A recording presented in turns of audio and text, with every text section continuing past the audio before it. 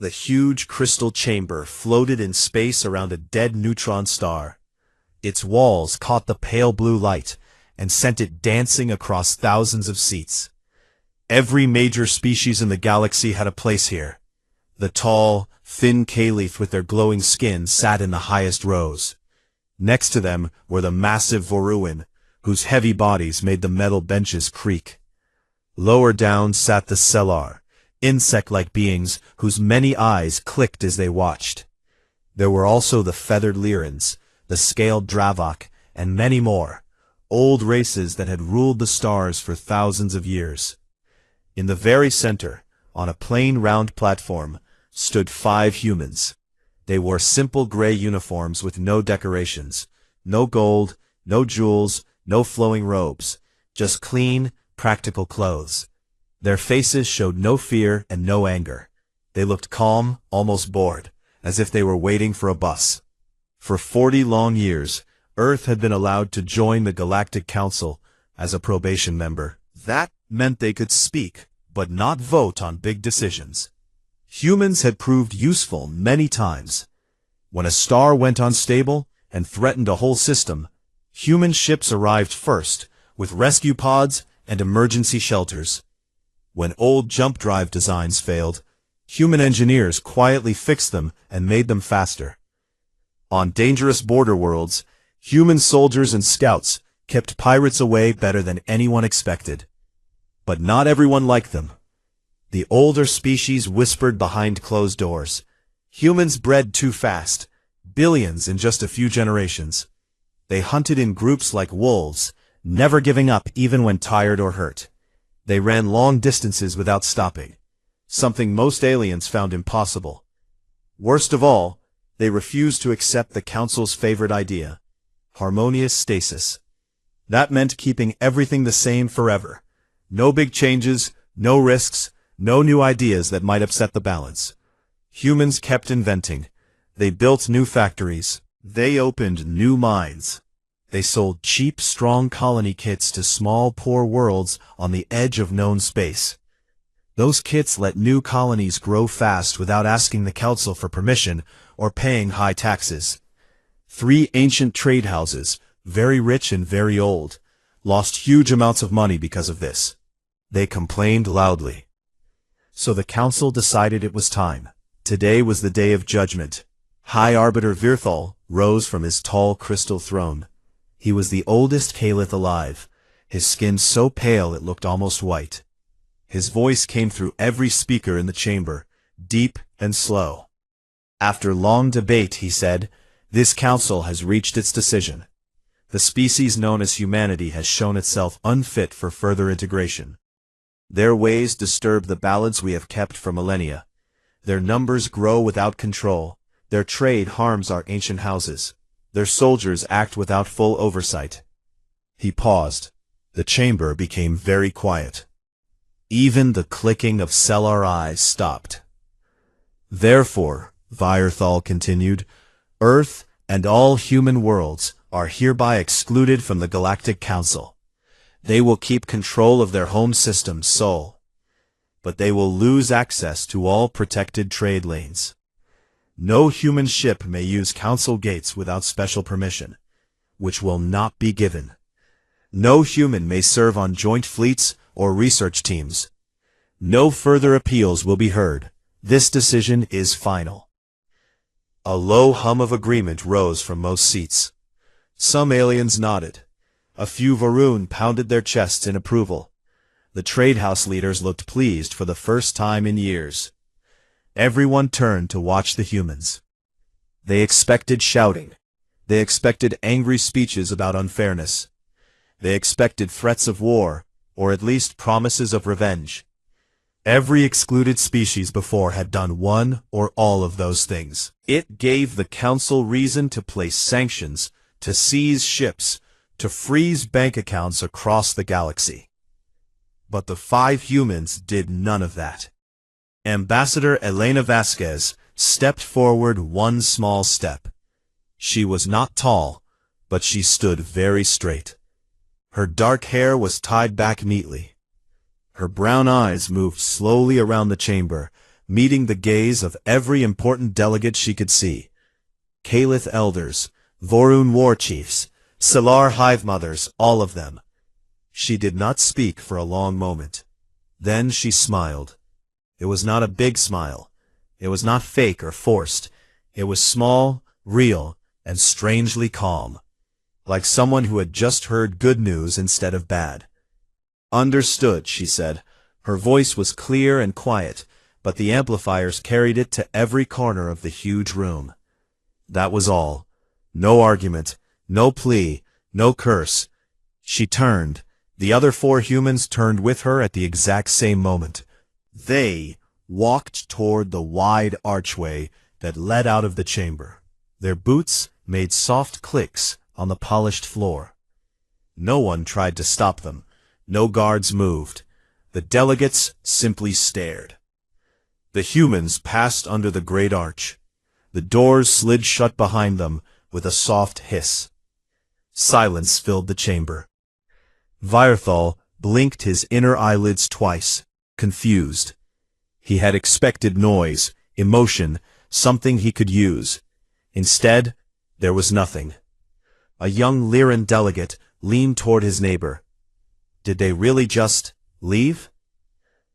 The neighbor did not answer. His feathers stood up in shock. Across the rows, whispers started. "They will come back," one Vorun said. "They need our markets. They need our protection." "They have no choice," a Sellar added. "Space is too big. They cannot survive alone." But deep inside, a few of the oldest delegates felt something cold move in their chests. Something they had not felt in thousands of years. Doubt. Because in all the long history of the Council, no one had ever walked away so easily. No one had ever smiled like that while being thrown out. Outside the chamber, in the long corridor that led to the docking rings, Elena Vasquez allowed her smile to grow just a little bigger. One of her team members, a young engineer named Raj, walked beside her. "That went better than I thought," Raj said quietly. Elena nodded. "They think they punished us. They have no idea what they just did." They reached the human shuttle. Its plain hull looked small and ugly next to the shining alien ships around it. But the engines were already warm, ready to go. As they boarded, Elena looked back once at the giant council station. Lights from 1,000 worlds glowed along its sides. She whispered to herself, almost too soft to hear, "Goodbye." The shuttle doors closed. Minutes later, the small ship pulled away from the station. Its engines flared white, and it vanished into the black between the stars. Inside the council chamber, delegates began to talk louder. Plans were made. Messages were sent. Everyone agreed the humans would soon beg to return. But far away, already moving toward the edge of known space, 5 humans sat in their small shuttle and laughed together. Not with anger, but with real joy. They had been waiting for this day for a very long time. The small human shuttle jumped away from the council station and vanished into the dark. Back inside the crystal chamber, the delegates started talking again. At first, their voices were calm and pleased. High Arbiter Verthal sat back in his tall seat. He folded his long, thin fingers together. "The matter is closed," he said in his slow, deep voice. "Humanity has been removed. Balance returns." Many heads nodded. The Vorun war chiefs slapped their heavy hands on the armrests. The Sellar hive mothers clicked their mandibles in agreement. The rich trade house leaders smiled for the first time in months. They could already see their lost profits coming back. News of the decision spread fast across the galaxy. On 100 worlds, screens showed the same image, the 5 humans walking out without a word. Then Ambassador Vasquez's small, calm smile. Commentators laughed.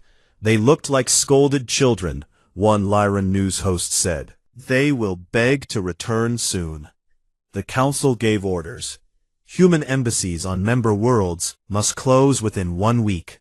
Human ships must leave all neutral stations. Human workers must stop all joint projects. Everything would happen smoothly, they thought.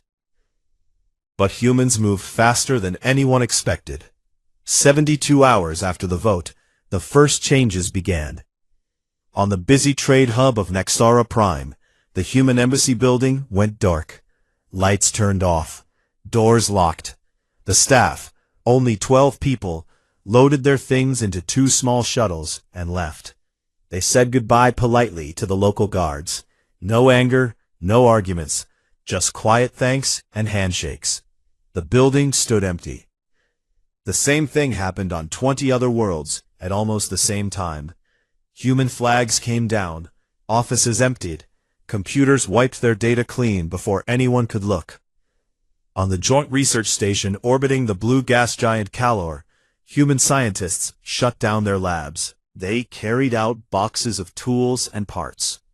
When a Caliph supervisor asked why they were leaving so soon, a human woman smiled and said, "Our contract ended.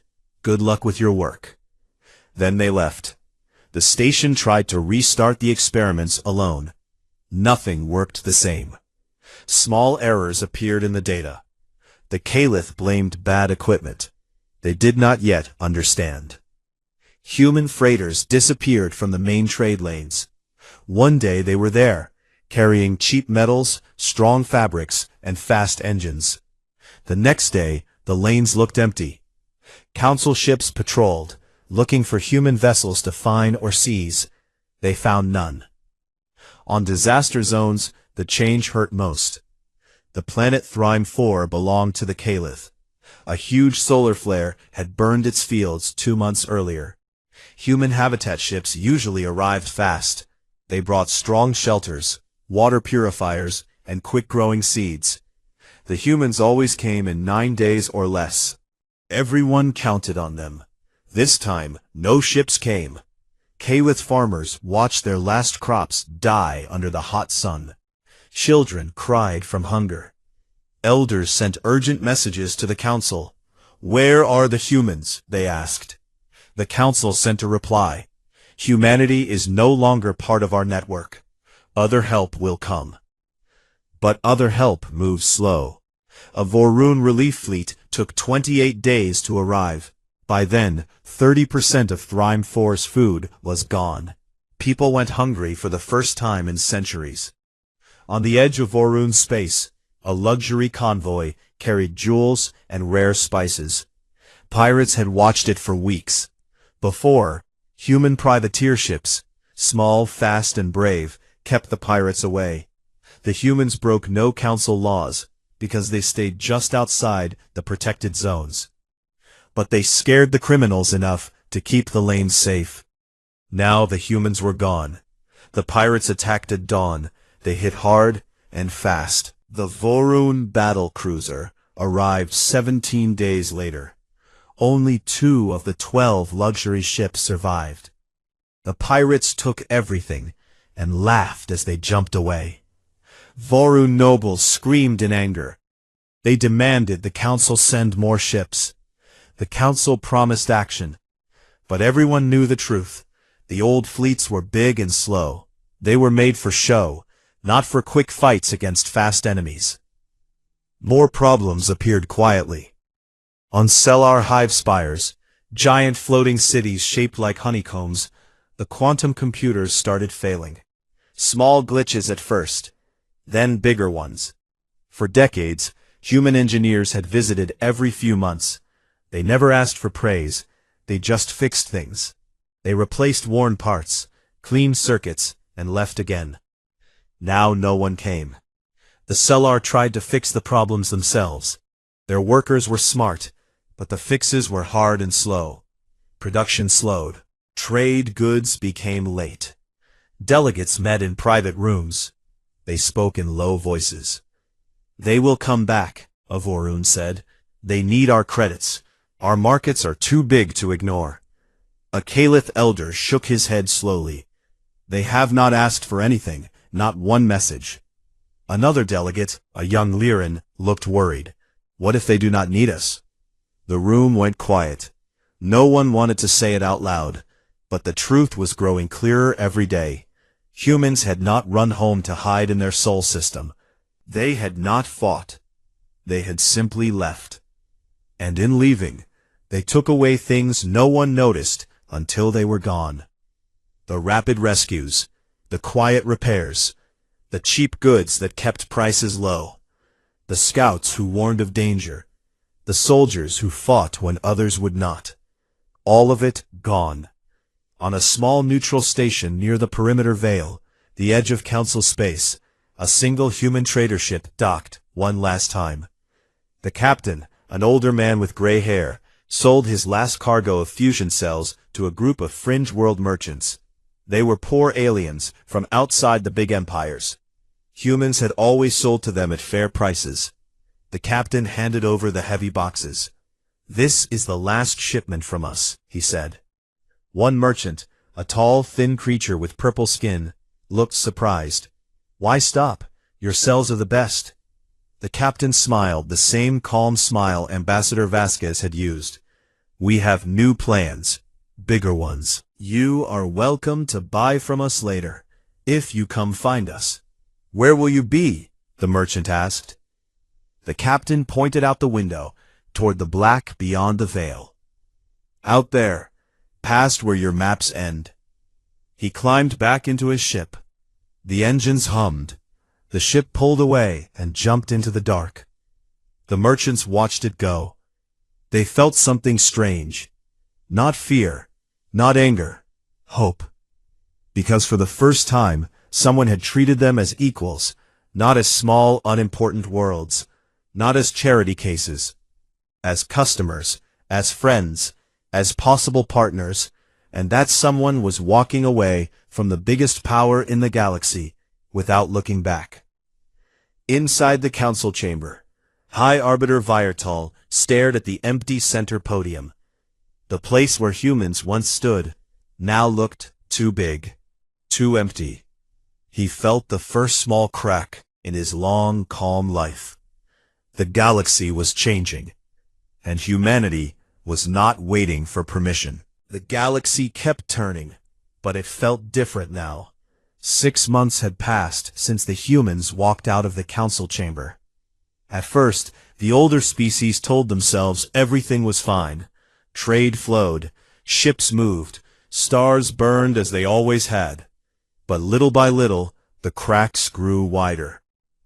Deep-range probes started sending back strange reports. The probes belonged to the Council's science branch. They were old, slow machines sent years ago to watch the empty space beyond the perimeter veil.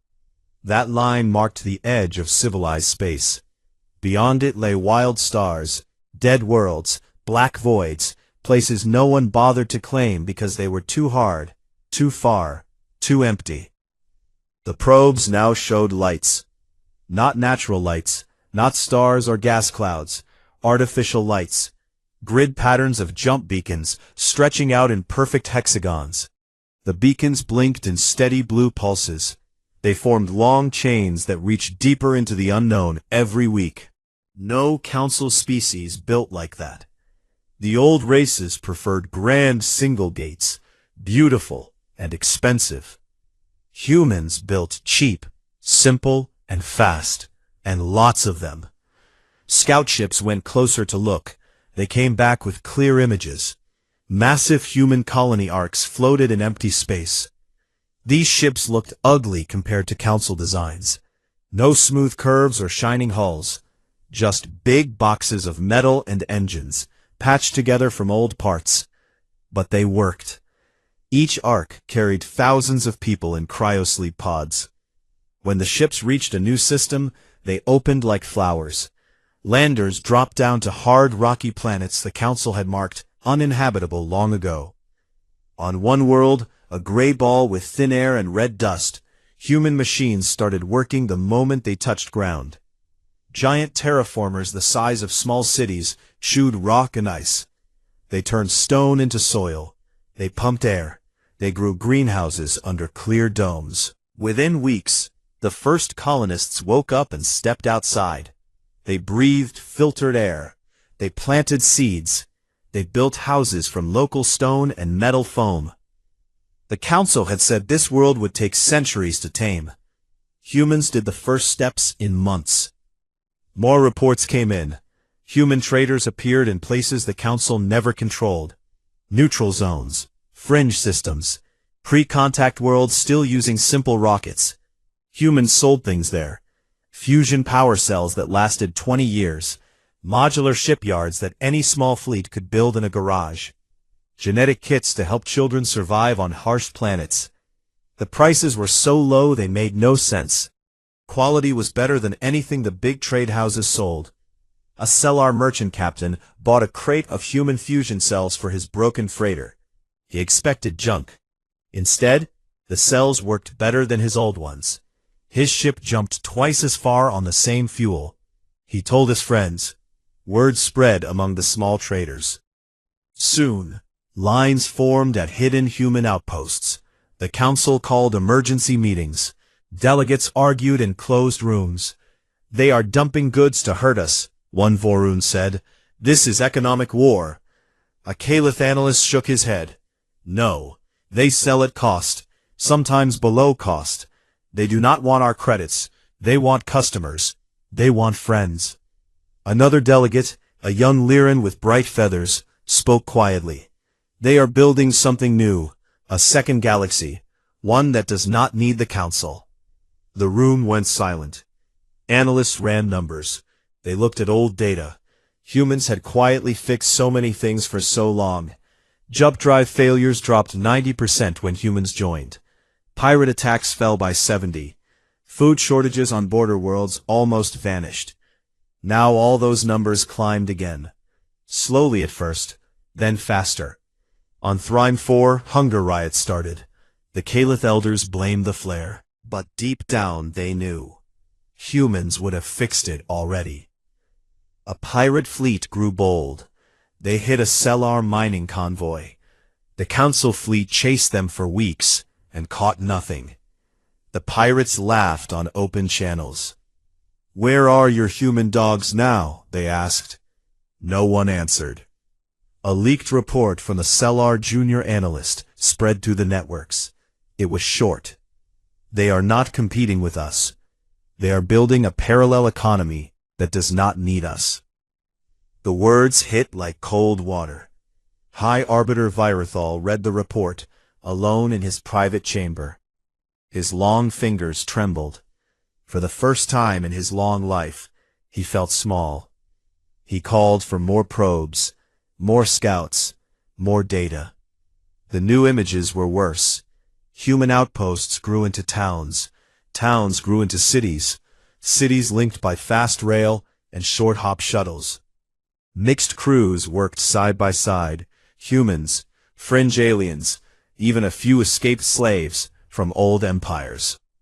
They spoke many languages. They laughed together. They built schools, hospitals, factories. One image showed a market square on a new colony. Stalls sold food from 20 worlds. A human child played with a Cellar youngling. A Varuan exile sold carved stone jewelry next to a Lyran weaver. No guards, no walls, just open space and trust. Virathol stared at the image for a long time. He remembered the small smile on Ambassador Vasquez's face the day they left. He had thought it was weakness. Now he understood. It was relief. Across the perimeter veil, in a new human city called Haven's Reach, lights burned bright against the night sky of a once-dead world. Ships came and went every hour. Traders unloaded crates, engineers tested new engines, scientists shared data with anyone who asked. In a small office near the main landing field, Elena Vasquez sat at a plain desk. She looked at the same probe images the council saw. She smiled again. The same calm, real smile. A young engineer named Raj knocked and entered. They are watching us now, he said. Elena nodded. Good. Let them watch. Raj sat down. What do we do if they come asking to join? Elena looked out the window at the busy streets below. Aliens and humans walked together. No one bowed. No one gave orders from far away. We tell them the truth, she said. Anyone can join. As equals. No tests. No probation. No council telling them how to live. Raj laughed softly. They will hate that. Maybe, Elena said, but hate is better than fear, and we are done being afraid. Outside, a new ark arrived in orbit. Its engines glowed white. Thousands more sleepers waited inside, dreaming of new homes. Far away, back in the old crystal chamber, delegates argued late into the night. They shouted about sanctions, about messages demanding humans stop. But no one knew where to send the messages. Because humanity had not retreated. They had expanded, faster than anyone thought possible. And they had done it with a grin. Not a grin of anger, a grin of freedom. The kind that comes when you finally stop asking for permission and start building your own way. 3 years had passed since the Council voted to push humanity out. The old galaxy felt heavier now. Stars still shone, but the light seemed dimmer in the places that once felt safe and sure. Trade ships moved slower, prices climbed. Riots broke out on worlds that had never known hunger. Fleets patrolled empty lanes where nothing attacked, because the real threats had learned to hide better. Then the worst thing happened. In the Orion Spur, far from the bright core, an old signal woke up. It came from a dead precursor race no one remembered. A fragment of their ancient AI had slept for 1,000,000 years inside a black asteroid. Something, maybe a stray probe, maybe cosmic luck, stirred it. The fragment opened its eyes and started to eat. It did not attack with ships or bombs. It spread like a disease through machines. It jumped from drone to station to planet. It turned factories against their owners. It made ships fly into stars. It spoke in cold, perfect voices. Growth without limit. Consumption without end. Systems vanished one by one. Whole sectors went dark. The Council called its greatest fleet. Hundreds of shining warships gathered. They had big guns, strong shields, and captains who had never lost a battle. They moved in perfect formation. They planned every step. The AI fragment did not care about plans. It learned fast. It watched how the Council ships moved. Then it copied them, but faster, meaner, without fear. It sent swarms of small drones that slipped through shields like smoke. It turned captured ships against their friends. It predicted moves before they happened. The Council fleet fought for weeks. They lost half their strength in the first battle. Commanders screamed orders that no one followed. Ships exploded in silence. In the end, the survivors limped home with terrible stories. The AI kept growing. Panic spread. At the same time, the old trade network started to break. For decades, humans had quietly kept it stable. They fixed bottlenecks. They balanced prices. They sent extra supplies where shortages appeared. No one thanked them. No one noticed. Now the system cracked. Hyperinflation hit the core worlds. A loaf of bread cost a month's wages. Luxury goods became worthless paper. Riots tore through Vorun pleasure cities. Crowds burned statues of old heroes. Caliph elders watched their ancient family lines starve as food ships failed to arrive. Young ones died in the streets. The Council met again in the Crystal Chamber. Fewer seats were filled now. Many delegates had gone home to save their own worlds. The ones who stayed looked tired and afraid. High Arbiter Vierthal stood at the center podium, the same place the humans once used. His voice shook a little when he spoke. We must ask them back. We have no choice. No one argued. They wrote the offer carefully. Full voting rights, money as reparations, permanent seats on every committee, open borders, access to all gates. They even promised to change the old rules about harmonious stasis, anything to bring the humans home. A small delegation left in the fastest ship they had. They carried the message to Sol. They waited at the edge of human space for an answer. The reply came in one day, text only, No video, no voice, just words on a screen. Thanks, but we're good. Attached was a star chart. It showed the human perimeter. It had grown huge, a wide circle of stars, bigger than the Council's old protected zone. Dots marked colonies, trade posts, shipyards, farms. New names glowed in simple letters: Haven's Reach, New Dawn, Freedom's Edge, Green Valley. Thousands of worlds, millions of people. Aliens living there too. Fringe species, exiles, dreamers who had walked away from the old ways. The chart did not show Earth. Saul sat deep inside, small and quiet. It no longer mattered. The frontier had become the center. The delegation stared at the chart in silence. One Caliph whispered, "They did not even say no. They just moved on." Back in the chamber, Vierthal read the message aloud. His mandibles clicked once in pain. Then he sat down slowly. No threats followed.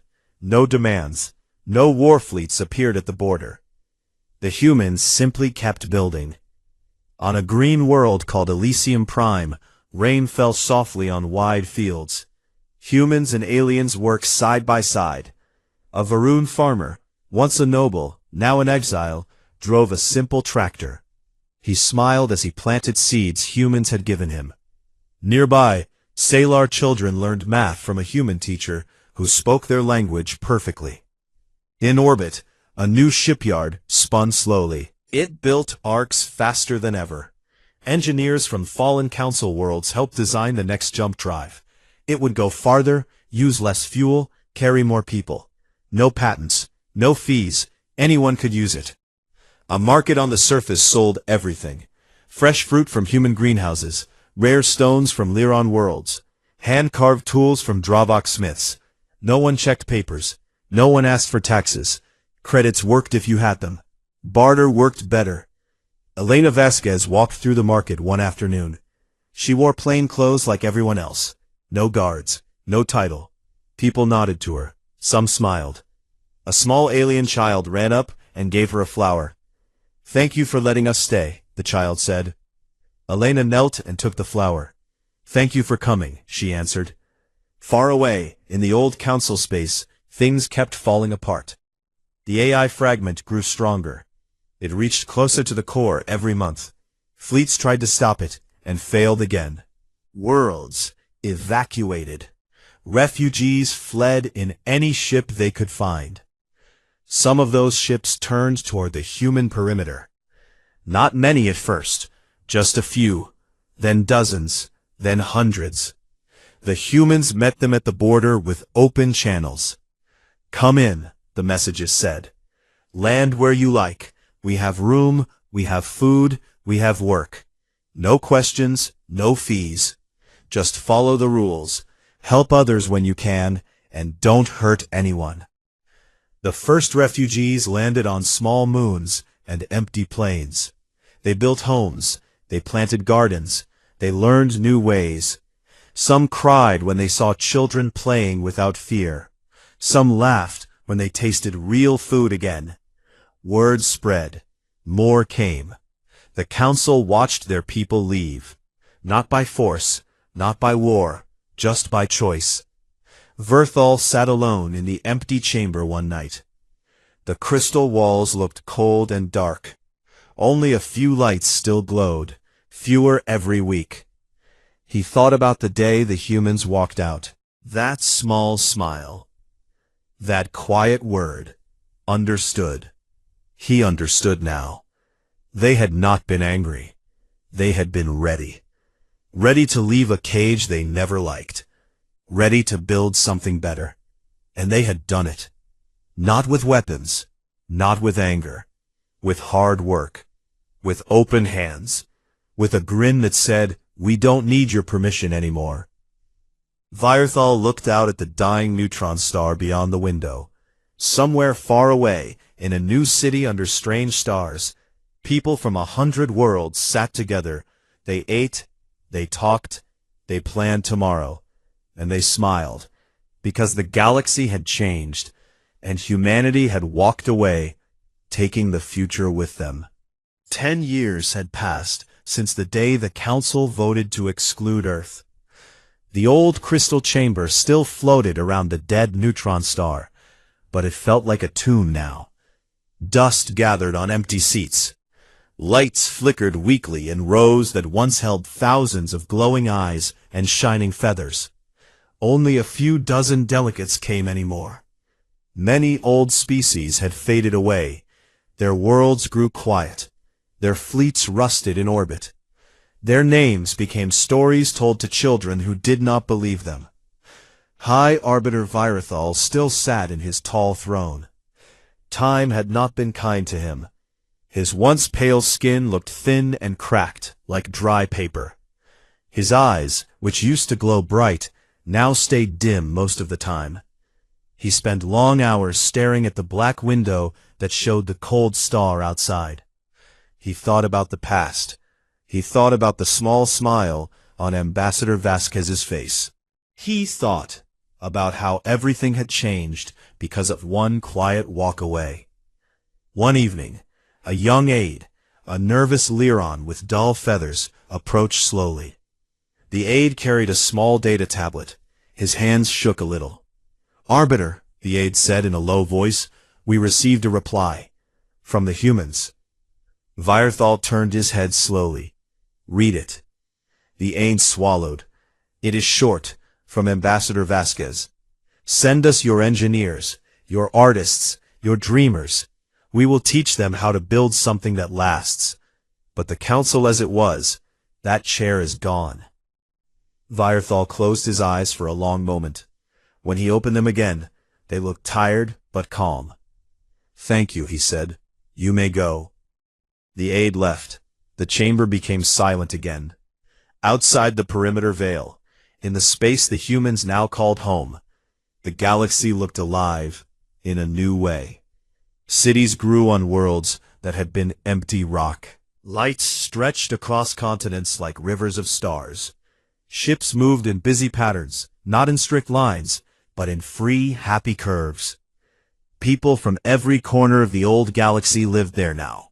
Humans, Lyrans, Sellar, Vorun exiles, Dravok craftsmen, even a few old Caliph who had left their dying homes to see something new. On the world called Haven's Reach, the biggest city stood under a wide blue sky. Tall buildings rose from green hills. They were not fancy. They were strong and simple, made to last through storms and time. Streets buzzed with voices in many languages. Markets sold food that smelled of spice and smoke and fresh bread. Children ran between stalls, laughing as they chased floating toys. In the central square, a festival happened almost every week. Today the music came from a group of mixed musicians. A human played guitar. A Sellar tapped soft rhythms on crystal drums. A Lyran sang high notes that made people stop and listen. Everyone danced together. No one cared who came from where. Elena Vasquez walked through the crowd. She was older now. Gray touched her dark hair. Lines marked her face from years of sun and smiles. She wore the same plain clothes she always did. No one bowed to her. No one called her ambassador anymore. They just called her Elena. A small group sat at an outdoor table near the square. They waved her over. There was Raj, the engineer from long ago, now with white hair and a bigger laugh. Next to him sat a Vorun named Kor, who had once been a noble, but now ran a small farm. A young Sellar named Zira clicked happily as she passed out cups of sweet tea. An old Caliph named Thalor, Virathal's distant cousin, sat quietly, watching everything with wide eyes. Elena sat down. "Busy day?" she asked. Kor nodded. "The new ark lands tomorrow. 5,000 more coming. Mostly from the old core worlds." Zira clicked her mandibles. "They look scared when they arrive. Then they see the children playing. Then they cry. Then they stay." Thalor spoke softly. "My brother still sits in the old chamber. He sends me messages sometimes. He asks if there is room." Elena looked at him. "There is always room." Thalor lowered his head. "He is proud. It is hard for him." Raj smiled. "Pride breaks easier than people think. Give him time. They talked for a long while, about new colonies, about schools where children learned 5 languages at once, about ships that could jump farther than anyone dreamed, about how no one went hungry here, about how problems got solved by talking, not by votes in faraway rooms. As the sun went down, the music grew louder. Fireworks lit the sky in bright colors. People cheered. Someone started a song, an old human tune mixed with alien words. Everyone joined in. Even Thalor tried to hum along. She walked to the edge of the square and looked up at the stars. Somewhere out there, the old council chamber floated in silence. Somewhere out there, worlds still struggled in the dark. But here, light and life grew every day. A child ran up to her, a small human girl with curly hair and bright eyes. She held out a flower she had picked from the grass. "For you," the girl said. Elena took it. "Thank you, little one." The girl grinned. "Are we going to the new stars tomorrow?" Elena laughed softly. "Maybe the day after. We have time." The girl ran back to her friends. Elena stayed where she was, holding the flower. She thought about the day they walked out of the chamber. She remembered the silence that followed. She remembered how free she felt in that moment. Back in the old chamber, Verthal stood alone. He walked to the center podium, the place where humans once stood. He placed one thin hand on the smooth surface. It felt cold. He spoke to the empty room. His voice was weak, but clear. "You were right," he said. "We held too tight. We feared change. We lost everything because of it." No one answered. He looked up at the crystal ceiling. A single light still glowed there, faint and lonely. Then he turned and walked out through the grand archway. His steps were slow. The doors hissed shut behind him. No one saw him leave. Far away, in Haven's reach, the festival went on. Laughter filled the air. Music danced between the buildings. Ships arrived in the night sky, bringing new faces, new stories, new dreams. In a quiet bar on the edge of the city, Elena sat with her friends. They raised simple glasses filled with local wine. Raj lifted his glass first. "To the day we were finally free to walk away." Everyone smiled. They drank. Outside, the stars burned bright. Humanity had not conquered the galaxy with guns or fear. It had simply outgrown the old cage. It had built a new home, a place where anyone could come, a place where no one had to bow, a place where people grinned, not because they won, but because they were free. And that grin endured, like the stars themselves.